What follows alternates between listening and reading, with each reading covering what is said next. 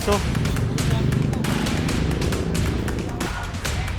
Bunso, buhatin nyo, tulungan nyo buhatin. Para meron pa tayong battery sa next clearing natin ngayong araw. Ah, isa pa kayo. Bata natin. Oo, hindi. Perpetual lang talaga ng mga yan.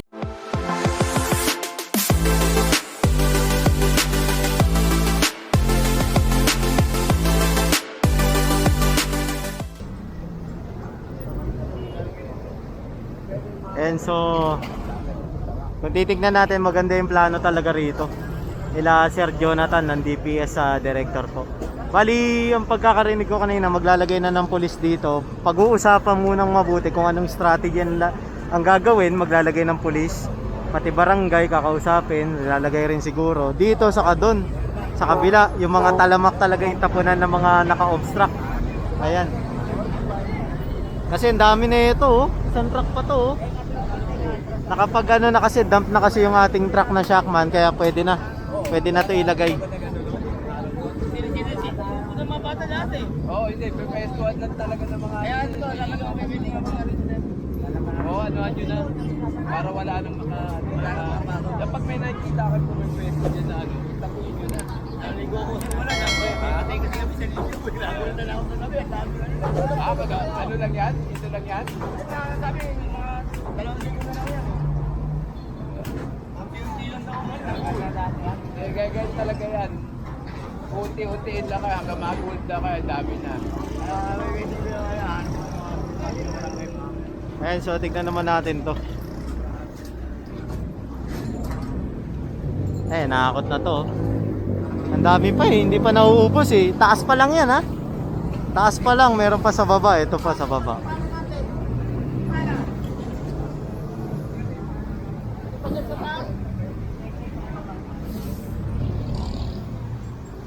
Boss!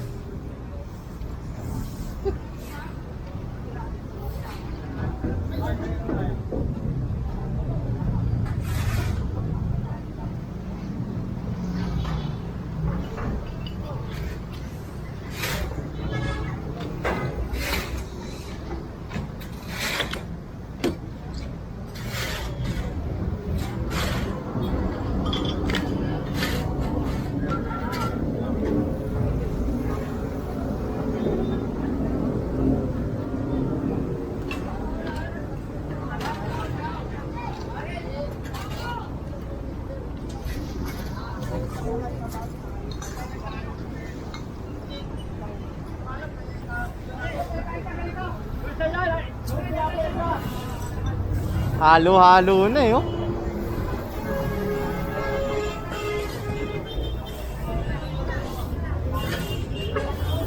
Full force nga pala ang ano natin task force natin ngayon. AM Group, full force. Nakita nyo naman kanina 3 truck. Ayan, so kaya napakarami nating tao ngayon. Kadalasan kasi kung bakit konti yung tao natin dahil malaki kasi malaki rin yung District 1. Siyempre, yung mga truck na iba pumapasok talaga sa loob, yung 2 truck. Minsan yung Shockman pumapasok dito, naghahakot rin ng mga request ng barangay.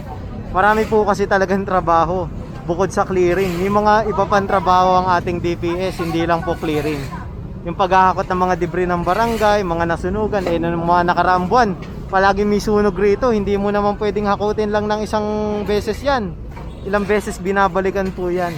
Kaya talagang kung mapapansin nyo yung mga previous month natin, kukunti yung kasama natin tao at minsan pagod na talaga sila.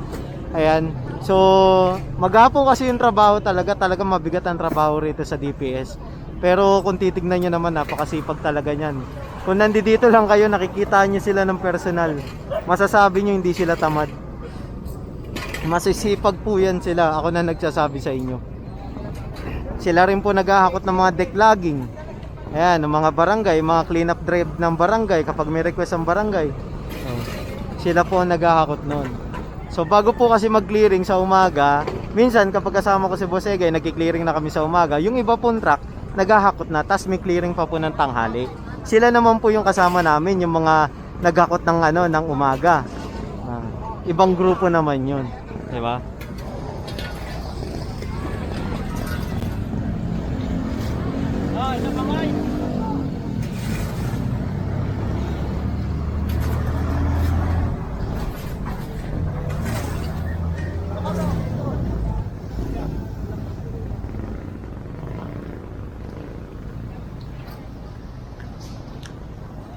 Dami oh, puro damit to. Minsan sa sobrang dami ng debris, napupuno to eh. Ito itong pinakamalaking truck, maga pa lang yun, napupuno yan ng ating DPS. Oh. Ganun karami, lalo na yung mga illegal na nagtatapon rito sa Maynila. Grabe yung perwisyo ginagawa nila. Kaya kinuha ko na yung chance na mapaliwanag ko kung bakit minsan parang pagod na yung ating mga kasamahan. Hindi na kumikilos. Kasi, biro mo ba naman, punuin mo ng ilang beses yan sa isang araw. Oh. Sa umaga pa lang yun Sino bang hindi mapapagod? Puro debris po yun yung mga sako-sakong bato. 'Di ba?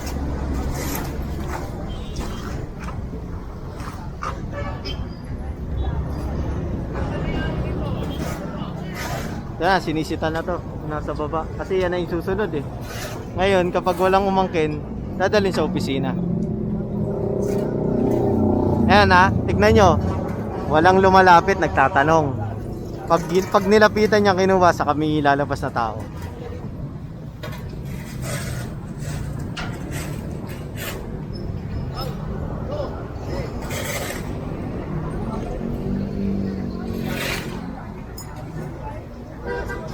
Kumbaga, kasi ito eh, common sense na lang, 'di ba? Common sense lang yung gagawin dito eh. Kapag tinanong na kung kanino 'yan, tapos walang lumapit, pag nilapitan niya ng DPS, kumpiskado yan, saka lang sila lalabas.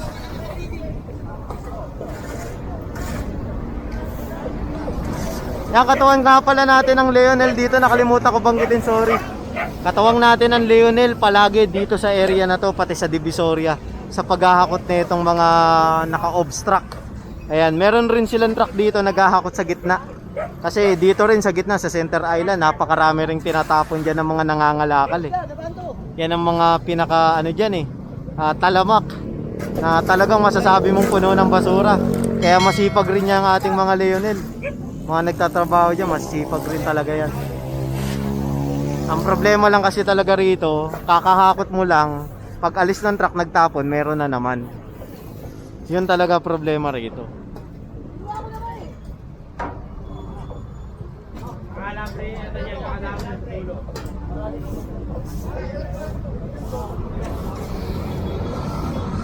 Halos hindi nga yan tinatantanan ng ating DPS saka Leonel eh. Yung area na to, yung Center Island. Kasi gusto talaga ng gobyerno natin yung adikain na maging malinis yung ating lungsod. 'Di ba? Kasi kapag maayos at malinis ang lungsod, dadami mga investor, 'di ba? Sino makikinabang? Mga batang Manileño, 'di ba? Mga batang Maynila. Yun ang mabuting hangarin ng ating gobyerno ngayon dito sa Maynila. 'Di ba?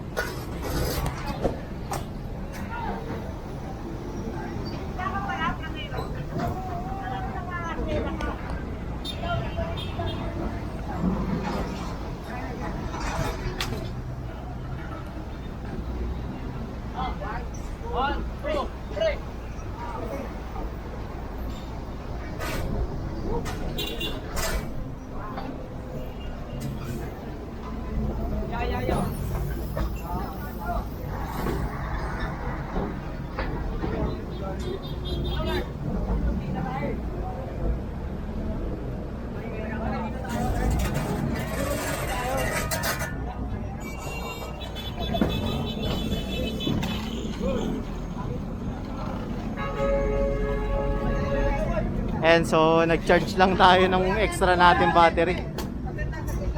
Ayan, charge lang tayo. Eh, hindi tayo nagsasalita. Para meron pa tayong battery sa next clearing natin ngayong araw. Dami na ito.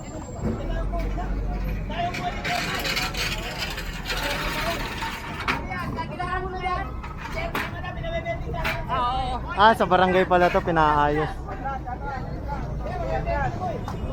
Ay, likat niya.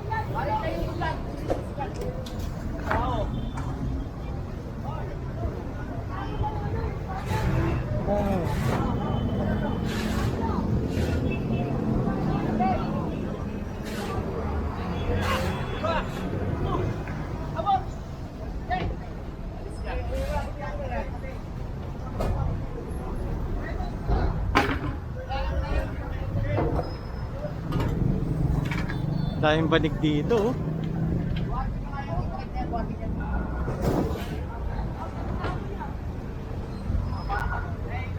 Bunso, buhatin nyo. Tulungan nyo buhatin. Para na.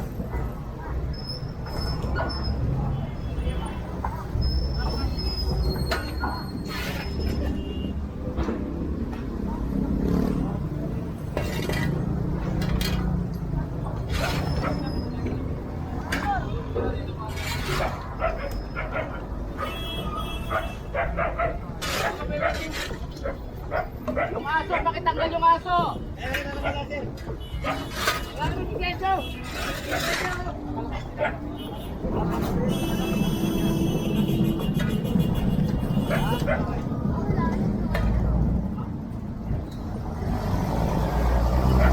Oh, nakakandado pa pala tong ano na to.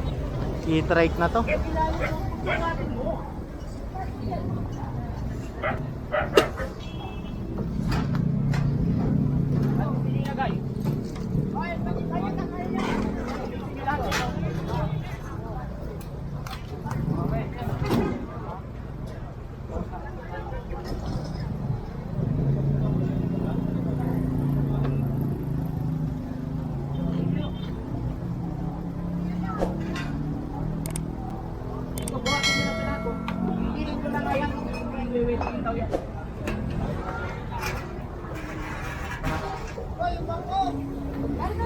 Ayan, siguro ginagamit to sa outpost ng barangay na pinapaayos lang. Tinabi.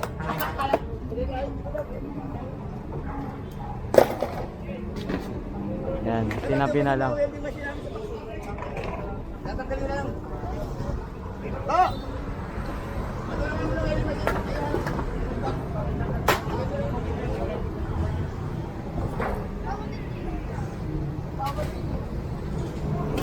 Sa kanya pala to. So, tinanggal na niya kanina. Ay pagchismisan pa.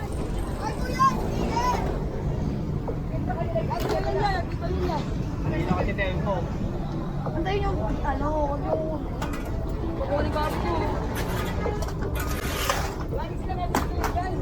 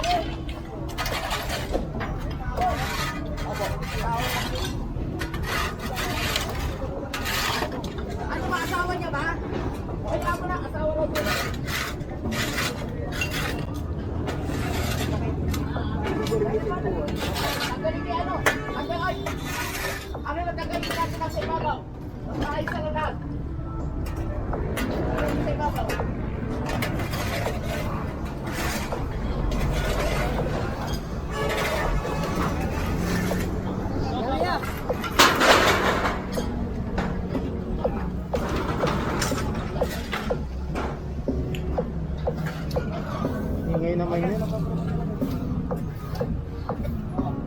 No. No.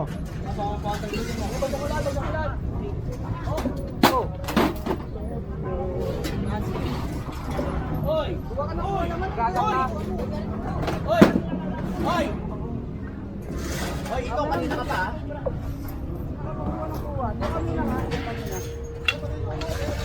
Bubuya sige lang natin. Ano ng kuwi? Kart, ikaw mag-kart, alisin na yan.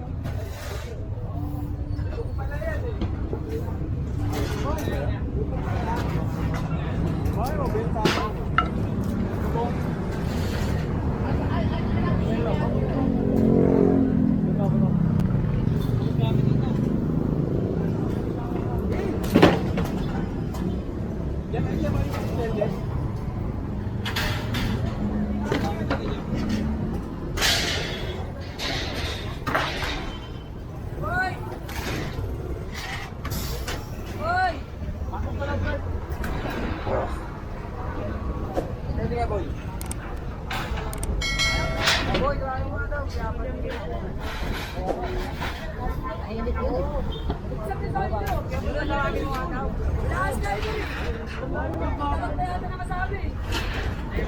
Liso.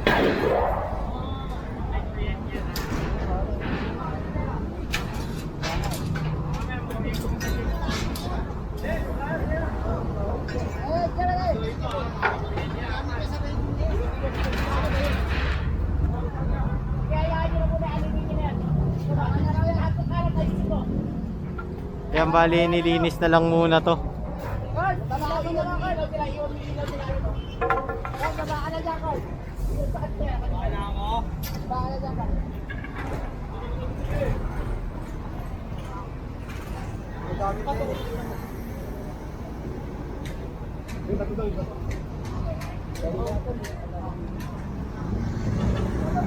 Dami. Grabe.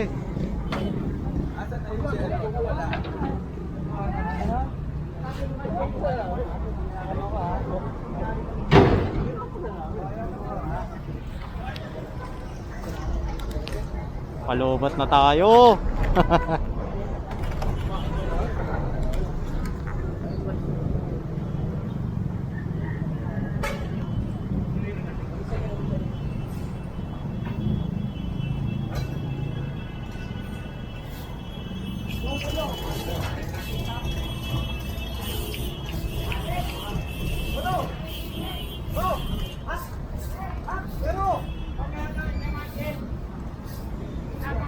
Ano natin dito?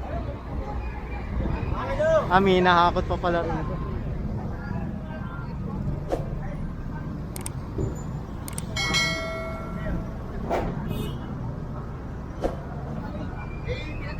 Binurot yung mga ilaw dun eh. Ikaw ba lang? Hindi, gagawin ako din. Ito guys, sir. Ang pinagawa,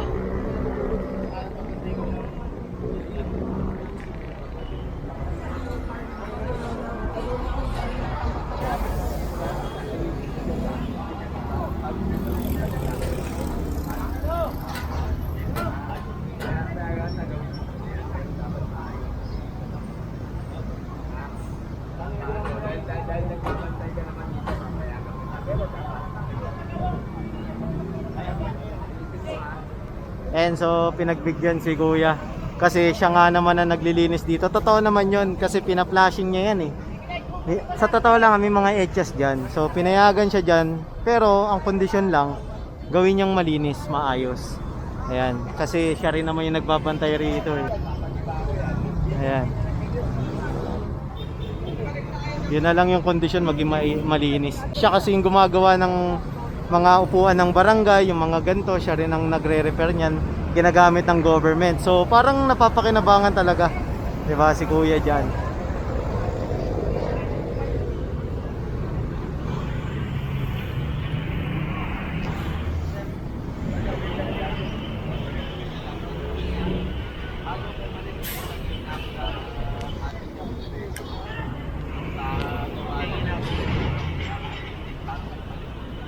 And so may susunod pa tayong operation.